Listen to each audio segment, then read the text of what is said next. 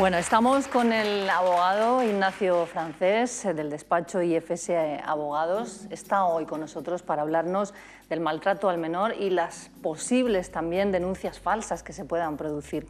La verdad es que hablar de violencia de género es también hablar de unas víctimas pues, que sufren las mismas secuelas que la madre. Pero también puede sufrir un niño esa violencia directamente.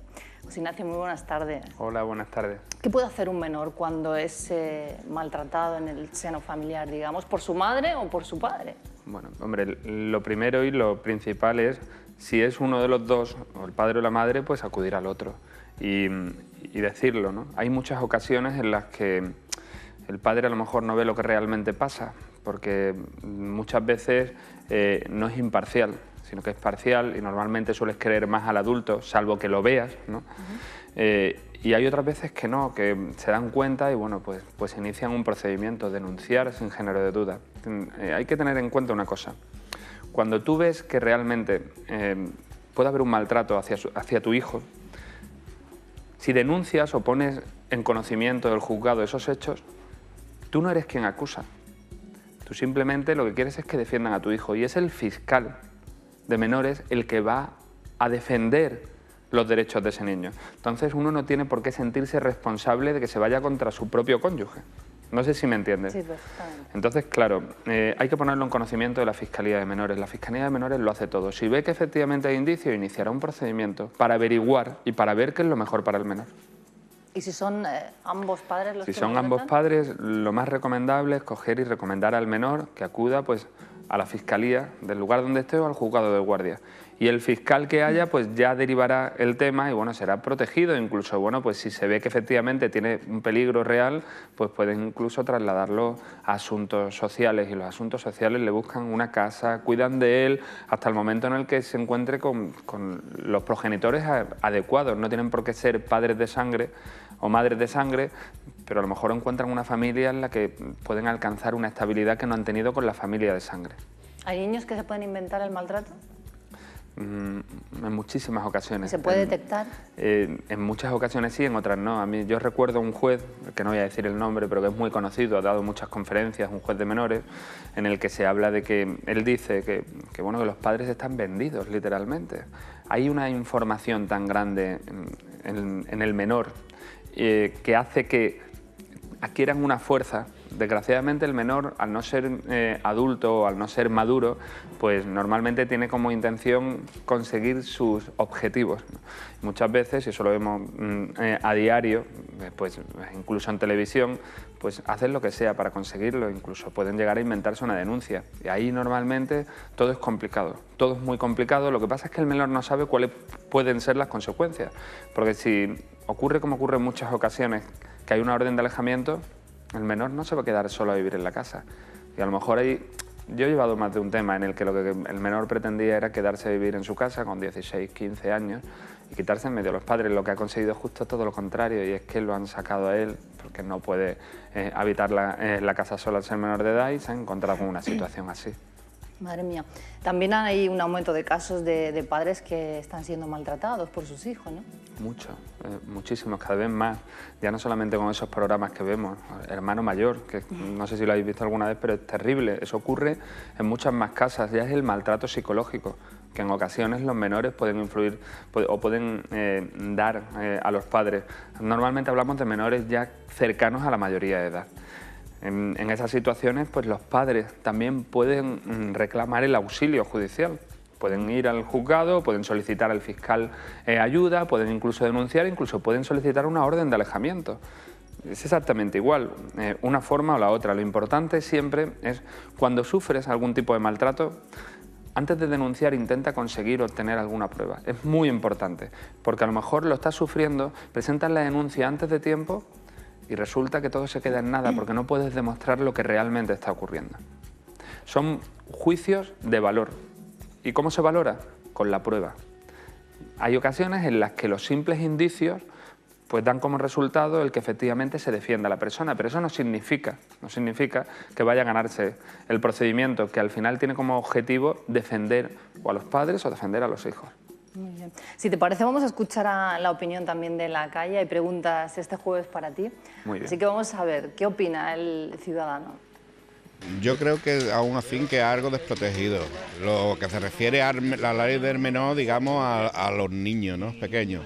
Lo que por mi parte sí se podía endurecer algo más es la ley del menor, que protege a muchos delincuentes que la verdad deberían de ser más duras en ese sentido. Pienso que está un poquito protegido, por eso hacen cosas que no había que hacerlas. Pero, en fin, y además, si uno le dice algo a un menor, de momento salta que te denuncio y que te denuncio, y eso es lo que hay, ¿eh? Porque no, porque falta mucho para que estén protegidos. Bastante más. Sobre todo a los que hacen las leyes, había que endurecerlos. Demasiado protegidos. Y muchas veces injustamente. Pues porque sí, porque eres un menor y enseguida te denuncian y no puedes decirle nada. Y bueno, son cosas que no se puede además ni hablar ni tocar. Pues que están más bien muy protegidos. Tendrían que darle más ley sobre ellos, porque cada vez vamos peor. Pero es que el menor en muchos casos está demasiado protegido por la ley, claro. Véase los casos de Sevilla, de la niña de Marta del Castillo, por ejemplo, y así infinidad de ellos. Esa ley hay que cambiarla ya. Se aprovechan de muchas cosas, dice, pues mira que yo te voy a denunciar porque tú me has hecho esto, y no se le ha hecho nada, simplemente llamarle la atención al niño. Tienen más derechos que obligaciones, ya no cumplen ni las obligaciones. Y eso que tengo niños, pero como sigan así van a ver lo que hay y seguirán malamente el camino. Bueno, en esto hay un poquito de polémica, de contradicción, ¿no? Bueno, yo, si te soy sincero, ahí veo una unanimidad en una cosa, y es que tienen muchos más derechos que obligaciones. Y es cierto. Yo pienso que habría que aprender a diferenciar el menor del menor mayor. Un niño de 2 años, 4 años o 6 años está desprotegido, pero desprotegido de verdad. Fíjate las imágenes que vemos de vez en cuando en los telediarios de cuidadoras o profesores que a lo mejor en alguna ocasión son terribles. Ese menor no se puede proteger de verdad. Ahora, es que lo que comenta ahí el pueblo, que es realmente el que siempre lleva razón, es que empieza a haber un miedo al poder del menor. Es que constantemente no paras de oír amenazas reales de menores hacia sus padres. Pues mira, si no consigo esto, te denuncio. Eso que están diciendo habitualmente. Por eso te decía que había contradicción. En este caso dicen que están demasiado protegidos, pero también han pasado por aquí asociaciones que en relación a la violencia de género dicen que a los niños no se les escucha y que están totalmente solos. Entonces, yo ahí no comparto esa opinión. O sea, imagínate hasta el punto que se le escucha que en el momento en el que hay cualquier duda, automáticamente el juez decide hacer una exploración del menor con una psicóloga o un psicólogo del juzgado y con un fiscal o una fiscal que vele por la protección del menor. O sea, yo pienso que oírse se oyen, que efectivamente, como siempre, como hablamos muchas veces de la violencia de género, es cierto que hay violencia contra el menor, pero también es cierto que a partir de cierta edad esa parte importante del derecho cambia radicalmente y la balanza se inclina justamente al lado contrario. Y al final, ¿con qué nos encontramos? Con una cantidad de padres con auténtico miedo. El magistrado que daba esta conferencia decía: gracias a Dios, yo soy magistrado de menores. Si algún día me encuentro con este problema, sabré cómo solventarlo de una forma bastante más sencilla que otros padres que no saben cómo hacerlo. Pero es un problema grave porque tienen tanta información que saben perfectamente cómo pueden conseguir sus objetivos. ¿Hay suficientes jueces especializados? Nunca hay suficientes jueces. Hay muy buenos jueces. En menores, la verdad es que yo todos los que he conocido son excelentes jueces, además con una paciencia que no es habitual ver, una paciencia, están muy bien adaptados al tipo de procedimientos, pero si hubiera más sería mucho mejor, no habría que esperar tanto. El tema de la justicia y la lentitud, desgraciadamente, es un problema en todos los sectores, no solo en vía penal o en vía civil, sino también pues, en vía de menores. Y por ejemplo, si hablamos de peritos, los que toman las primeras declaraciones, ¿faltarían también especialistas en eso? Yo pienso que ahí no tanto. Además, hazte la idea de que el perito lo que hace es adscribirse habitualmente, se adscribe al juzgado, hay una bolsa, ¿no? Entonces puede hacerlo todo aquel que pues haga un pequeño examen, con lo cual peritos de momento hay suficiente y normalmente suelen aparecer muy rápidamente. Hay algunos peritos que están adscritos directamente, al igual que hay psicólogos que están adscritos y otros que son de bolsa. No es un gran problema ese. ¿Un abuso sexual cómo se califica? ¿De maltrato? Un abuso sexual es de un niño te estoy hablando. De un niño, es un delito, más que maltrato es un delito. Lo que pasa es que tiene el agravante de hacerlo con superioridad, es decir, sobre un menor, con lo cual lo que se hace es, si el abuso sexual tiene una pena de 9, por ejemplo, a 13 años, pues se aplica la pena, si se demuestra en un menor, en su grado mayor, en vez de en su grado menor. No sé si me entiendes. Sí. Lo que pasa es que hay distintos tipos de abuso. O sea, el abuso sexual puede llegar a tener una pena de 6 años, o incluso de 4 años, dependiendo. Es que un abuso sexual ya lo comprende todo. Es decir, puede ser un abuso sexual un simple tocamiento o un abuso sexual también puede ser una penetración.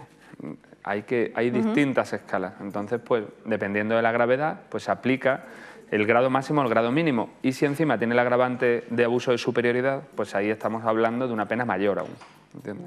Lo que pasa es que si ocurre en el seno familiar debe ser difícil visualizarlo, ¿no, Ignacio? Pues sí, pero tenemos tan buenos equipos psicotécnicos. Yo siempre se lo digo cuando por ejemplo tengo alguna clienta, algún cliente que a lo mejor su hijo va a ir a declarar el lunes. Este mismo lunes, por ejemplo, tengo uno. Yo le he dicho, por ejemplo, a la madre, no le digas nada. El equipo psicotécnico sabe perfectamente cómo tiene que preguntar. Saben si mientes, si no mientes. No intentes decirle, vas a ir... No, simplemente infórmale. Mira, vas a estar con una psicóloga el lunes, cuando son menores vas a estar rodeado de juguetes, vas a pintar, vas a pasar un buen rato, no lo vas a pasar mal ni va a ser traumático. Y ellos lo hacen muy bien. Y son expertos en descubrir la verdad. Evidentemente hay ocasiones en las que es literalmente imposible, pero son muy buenos y muchas veces te sorprenden. Lo que pasa es que, claro, hablan de algo muy grave, entonces no pueden acusar por acusar. Y, hombre, ya sabes que prevalece la presunción de inocencia sobre otra cosa. Muy bien. Pues ahora sí vamos a escuchar las preguntas que hay para ti de la calle. ¿Hasta qué edad tiene que un padre mantener a su hijo? ¿Hasta qué edad debe mantener? Quizás el pobre esté cuidando de alguien mayor que no se va. Bueno, mira, eso es muy... se puede valorar de muchas formas. ¿Hasta qué edad? No existe una edad. Normalmente tú tienes obligación de cuidar o de pagar una pensión de alimentos de tu hijo hasta que adquiere la independencia económica, ¿no? Pero claro, ¿cuál es el problema? El problema es que lo que no puedes es tener una pensión de alimentos hasta que el hijo cumpla 35 años. Yo, por ejemplo, hace 3 semanas pues estábamos solicitando ya el extinguir una pensión de alimentos de una chica que tenía 23 años y no había adquirido una independencia económica total, pero ya cogió el hijo. El juez, oiga, mire, a la madre tiene 23 años, no pensará que pues, se va a extender un año más, se lo dijo así el juez, y se ha extendido un año más, hasta los 24, entonces no hay un límite. Ahora, si tú puedes demostrar que has adquirido la independencia económica con 18 años tienes que dejar de pagar. La verdad es que la pregunta es buena porque todos pensamos que el límite es de 18 años, ¿no es así, no? No, para nada, para nada. O sea, si por ejemplo empiezas a estudiar una carrera universitaria y ambas partes están de acuerdo, lo que no puedes dejar de pagar la pensión cuando está en primero o en segundo de carrera. ¿Cómo se mantiene? Es hasta que adquieren la independencia económica o hasta que ya adquieren una edad 24, 23, 25 años en las que ya pues tú sí puedes buscar un trabajo o incluso un trabajo complementario para mantenerte un poco, ¿no? Entonces, pues no es valorativo, pero hombre, sí más o menos o adquiere la independencia económica o empieza ya a tener una edad, si no está estudiando, pues a los 22 años, por ejemplo, oiga, mira, ¿qué ha hecho desde los 18 años hasta los 22? Claro. Ha buscado trabajo, entonces, bueno, todo eso es valorativo dependiendo de la situación en concreto. Muy bien, pues vamos a escuchar la siguiente pregunta. ¿Qué obligaciones tienen los hijos con respecto a los padres? ¿Obligaciones que tienen los hijos con respecto a los padres? Bueno, pues obligaciones reales. Obligaciones reales, bueno, pues simple y llanamente, pues el tener la obligación, como obligación en sí, de ser educados, respetar y cumplir, pues por lo menos la palabra que dice el padre y la madre. Como puedes ver, eso es bastante complicado de encontrar hoy en día, pero bueno, como obligación en sí, única y exclusivamente la de cumplir con las obligaciones que le ponen los padres. Pero es más una obligación no legal, sino de costumbre, que otra cosa. El padre sí puede coger después y puede decir, mira, aquí hay unas normas y esas normas no las cumples, no podemos seguir viviendo contigo. Ocurre muy a menudo, muy a menudo. ¿Conoces algún caso? Mucho. Muy bien. Bueno, vamos a la calle a ver qué nos dice el siguiente ciudadano. ¿Por qué motivo unos padres podrían denunciar a sus propios hijos? Muchos, ¿no? Hombre, tú te imaginas muchos, ¿no? Pues desde el maltrato físico, maltrato psicológico, maltrato de cualquier tipo, robo, muchísimos hijos que roban a sus padres, venta de... He llegado a ver hasta el tema de que el niño ha vendido la televisión de la casa para sacar dinero. Cualquier situación que sea o que desencadene la imposibilidad de sobrevivir en la casa puede suponer una denuncia. O puedes renunciar al derecho como padre a partir de cierta edad o darle una emancipación anticipada, pero con una causa que sea razonable, porque el padre tiene obligación, por lo menos, de velar por el interés del menor hasta los como mínimo hasta los 18 años si quiere emanciparse, ¿sabes? Entonces, claro, eso es una obligación que adquiere el padre con el nacimiento del hijo y que adquiere la madre con el nacimiento del hijo. Por eso, muchas veces, pues se habla de... no es un derecho del padre a ver a su hijo o de la madre a ver a su hijo, es un derecho del hijo a relacionarse con la madre y con el padre, cuando se habla, por ejemplo, de un régimen de visita. Entonces, normalmente lo que hay que tener en cuenta es eso, cuando un hijo te hace la vida insoportable y puedes demostrarlo, pues puedes denunciarlo y puedes pedir protección, porque al final quien cuida del padre normalmente o de la madre suele ser el hijo. Claro. No sé si me entiendes. Emocionalmente tiene que ser terrible ambas situaciones. Terrible. Porque tu protección y tu seguridad está en el ámbito familiar y si eso se quiebra, pues... Es una pesadilla diaria. Claro. Diaria. Y necesitan ayuda psicológica y ayuda. Y no es sencillo porque muchas veces el hijo tiene algo, la hija tiene algo que a lo mejor se puede solucionar. Yo te remito mucho al programa de Hermana Mayor, que se ven auténticas barbaridades y este hombre pues, acaba descubriendo cuáles son los motivos por los que a lo mejor tienen o esa ira o esa rabia o porque tienen de todo, o porque han recibido demasiado de un padre o de una madre y al revés de la otra, o porque ha habido un divorcio, porque hay cosas que se echan en cara, pero se viven auténticas pesadillas diarias. Bueno, pues vamos a escuchar nuestra última pregunta, me parece que es. ¿Puede mi hijo denunciarme por echarle a la calle? Sí puede, ¿no? Sí, puede denunciarte, pero tu obligación es velar por el interés de tu hijo. Si no te ves capaz, hablas con asuntos sociales. Mira, no puedo, no me siento capaz. Buscad una familia alternativa con la que él por lo menos pueda educarse y pueda adquirir una edad con la que él pueda defenderse. Lo que no puedes es echar al niño a la calle como si fuera, no voy a decir ni un perro, porque hoy en día tampoco está bien y me parece muy bien el echar un perro y abandonarlo, pero no puedes abandonar a un hijo que supuestamente has engendrado tú. Tú tienes unas obligaciones. El padre y la madre sí tienen obligaciones con respecto a sus hijos y es la obligación de velar por su bien, por lo menos hasta la mayoría de edad. Lo que pasa es que volvemos a lo que hablábamos antes. Deben ser situaciones desesperadas donde dice la madre, no puedo más. Totalmente desesperadas y vamos, para que una madre o un padre diga que no puede más, tiene que ser haber sobrepasado el límite sin acreces. Muy bien, pues muchas gracias por estar aquí. Nos vemos el jueves que viene. Muy bien, fenomenal. Muy bien.